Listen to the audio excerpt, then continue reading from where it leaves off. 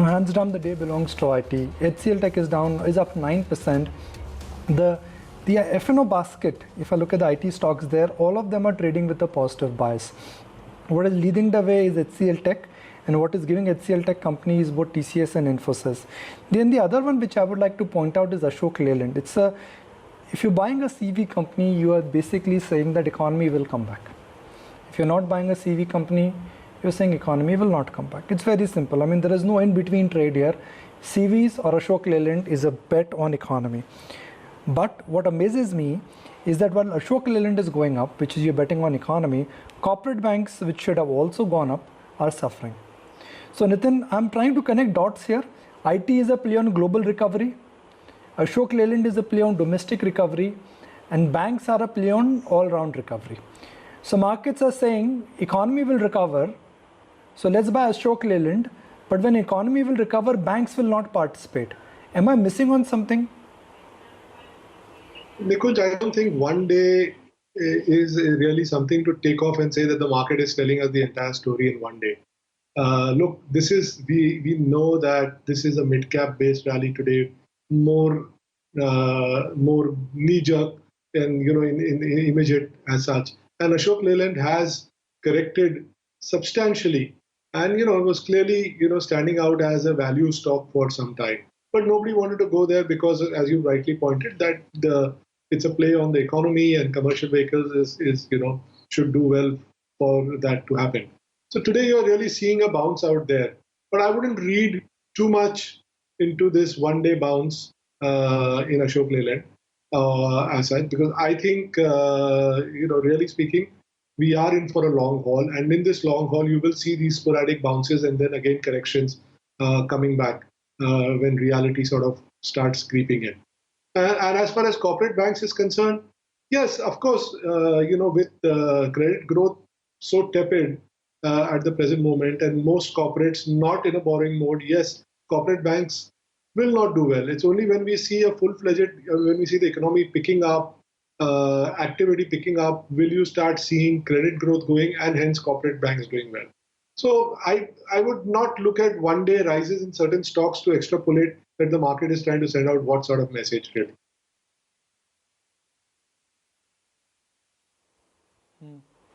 So what are you doing in this market, Nitin? Are you weighing on the side of caution, or are you weighing on the side of optimism and are you buying, you're participating, you are in the game? So right now, Nikunj, at this time in the market, we're doing nothing. For the simple, and if anything we are doing is we are doing a little bit of selling, especially taking advantage of the big rally that we have seen in a number of mid caps today. So it's very peculiar when we talk about what we are seeing in the market today. If you take the mid caps as defined by SEBI, right? So you take out the top 100 names, and then from 101 to 250 is what is defined as mid cap. It's that mid caps who were already very well priced, and well priced with a reason, because they were the ones who were showing strong growth numbers. Those are the ones which have actually seen the maximum rise even today. So much so for value-based buying, driving up a lot of other. So overall it has had a positive impact on a lot of mid caps. But it's this premiumization of mid cap which has actually gone up even more, and this is what will possibly happen. And I think at some stage we are seeing some of the values being some things which we don't understand. We are we'd rather be cautious and trim our exposures there.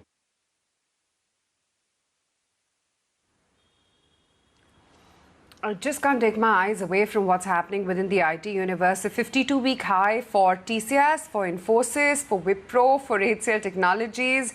The list doesn't end here. Even the smaller ones are jumping into the bandwagon. L&T Infotech, Mindtree, Coforge, Emphasis, they're all holding out well. In fact, TCS has now become the second Indian IT firm after Reliance Industries to cross that 9 lakh crore market cap valuation as well. Well, it's a raging mid-capish kind of a market. Very, very strong in terms of the character and in terms of the mid-cap names where it is. Leyland, Ashok, Escorts, Motherson Sumi, there is a global touch definitely to the market right now. Nitin, a question which I'm asking everyone on a daily basis is that when the pandemic started, the stock which in a sense really took a giant leap forward was Reliance, followed by Bharti. Reliance is still in a commanding position, a dominant market share because of the digital platforms.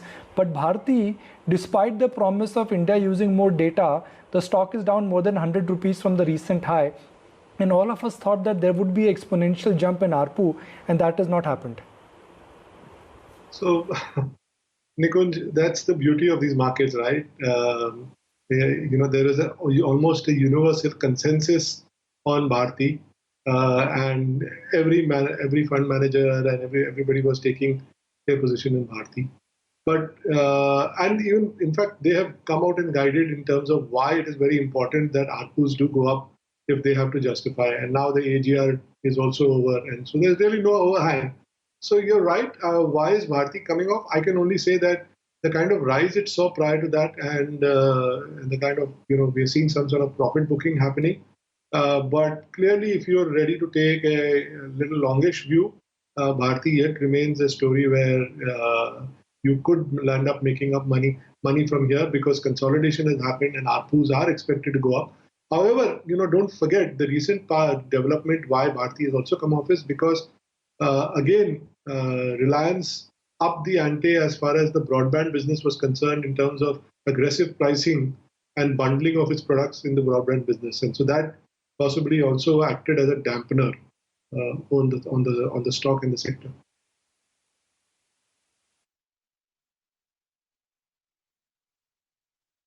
Well, it's not a great day for FMCG, consumers, excepting IT. I mean, it's a day which clearly belongs to mid-cap stocks. But hold on, I think markets are now reversing. I'm just looking at the gains from the intraday high. Yep, things are coming back. Markets are moving towards the lowest point of the day. The early morning gains are gone. Reliance is not reacting whatsoever. Now, last week we put out smart gains.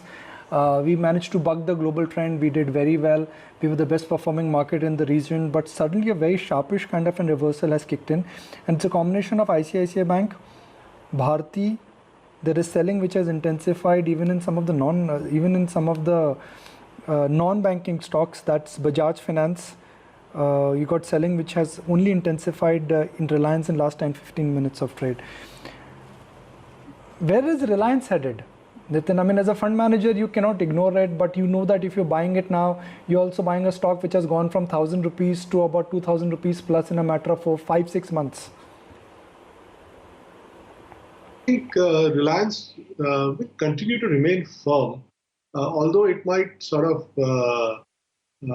correct a little broadly with the market. But the fact that now they've got into this whole deal flow mode on the retail side, and the whole restructuring of the businesses, creating this holding company structure and so on and so forth. So I think, by and large, Reliance, if you're holding for a long term, I think you should probably hold. In the short term, I think it's going to now consolidate for some time because it's had a very, very heavy run up. It's very unusual. In fact, if you really take Reliance, the kind of contribution it has done to the market is amazing as such. So I would think that it is now headed for a consolidation phase, and you will continue to get deal flow, which will see that it doesn't correct if the rest of the market has to correct.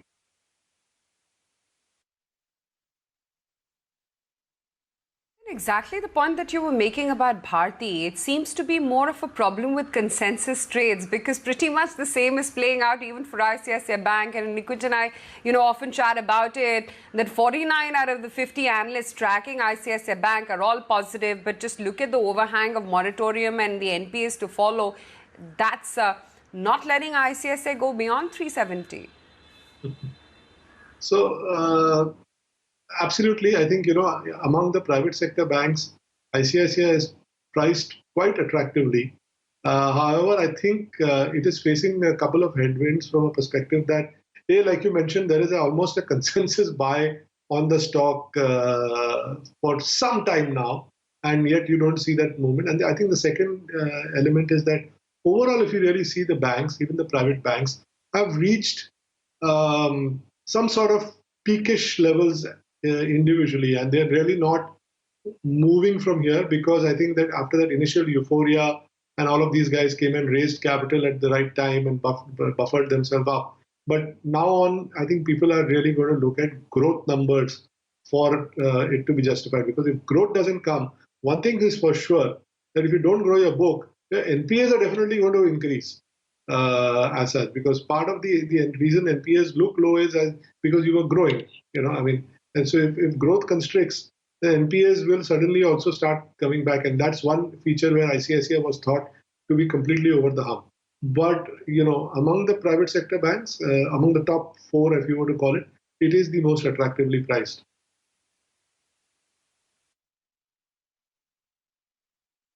Makes sense. Nitin, we were listening to some points of view in the morning, and there was one that seemed to suggest that it's still better to stick with the heavyweights among certain pockets. IT, of course, we've been discussing that, and it's starting to come increasingly to the fore.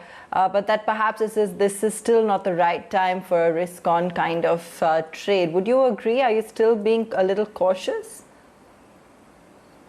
I think, when you say risk-on, risk-on does not mean that you're necessarily whether you're invested in a mid-cap or a small cap. The risk really comes if you're invested in a company which is not growing or where you're playing a trade which is really forward and you're kind of playing exorbitant valuations for that. So I think the important thing really, if you have to understand risk-on, is whether it's large-cap companies or mid-cap companies. We are seeing companies within the mid-cap space who have done exceedingly well in the last 6 months or during this so-called risk-off phase and have actually delivered handsome returns. And that's been because they're extremely well-managed companies with low debt levels and high growth visibility. I think as long as you have growth visibility in your business and balance sheet, which is strong to support through a turbulent time, I think you are limiting risks and you're managing it well. So, I don't think caps really becomes the criteria for risk on.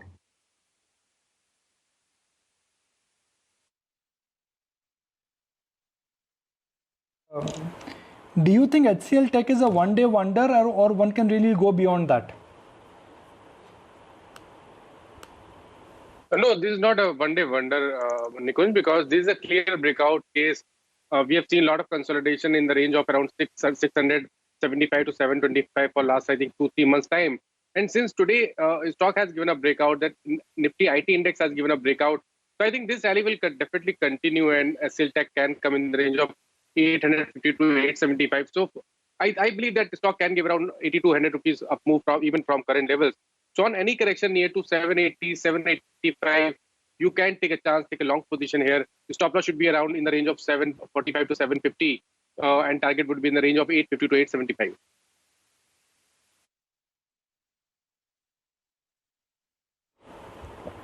It's banks all the way. We've been talking about how banks are taking it and they're really on the receiving end, so to speak.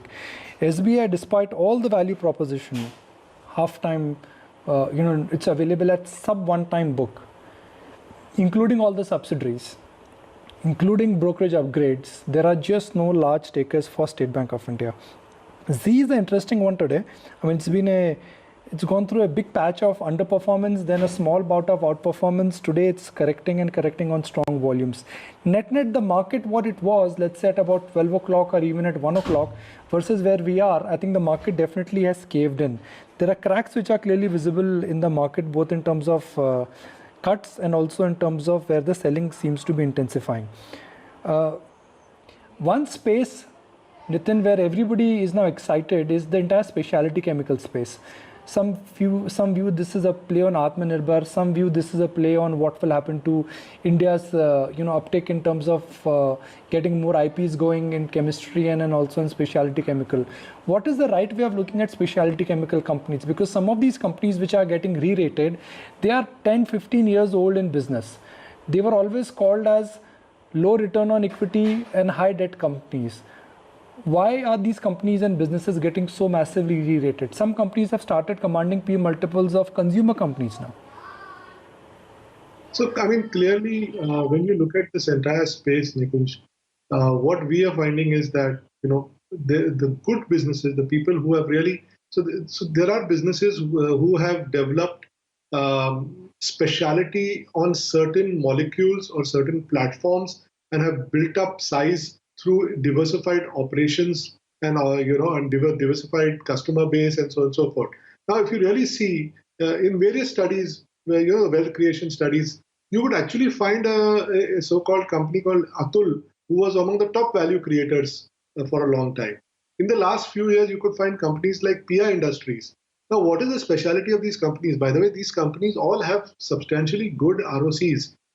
Being manufacturing in orientation, so they all have 20% plus or 25% plus ROCs in their businesses. But the key element that we have seen which distinguishes why a company trades at a high multiple is its sustainability of earnings, is its consistency of earnings in this space. If you have a company which has got one specific product and that product sees a huge upside in terms of pricing, you will notice that the markets might re-rate it for the short term, but then again it doesn't create sustainable value. A sustainable value is created by these group of companies who have specialized themselves. So API who specialize themselves in agro-chem crams, or a Aarti who has specialized himself on a particular benzene-based chemistry. And then based on that, they've created, they've leveraged on that to create scale in those businesses. And that's how they've got their ROCs in place and so on and so forth. So some of these businesses are also got big moats around them because it's very difficult to break through with customers or for customers to move away from them. So I think what you will see in the specialty chemical space as a whole is, and by the way, if you talk to most people about the government measures, whether it was on the the API space and so on and so forth, most API players are absolutely dismissive about the government measures. So a lot of them have actually built businesses on scale and on certain specializations. So those are the ones, and because of that, they've got sustainable earnings. So those are trading at, as you rightly said, almost FMCG valuations of 30 times, north of 30 times. And on the other hand, you have the rest of them who have really seen a bounce back now, who trade in 15 and 18 times. I would basically stick to the leaders and try and buy them in corrections.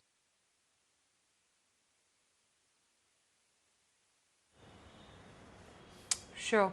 Nitin, great to have you on the show this afternoon. Thanks as always for taking the time out.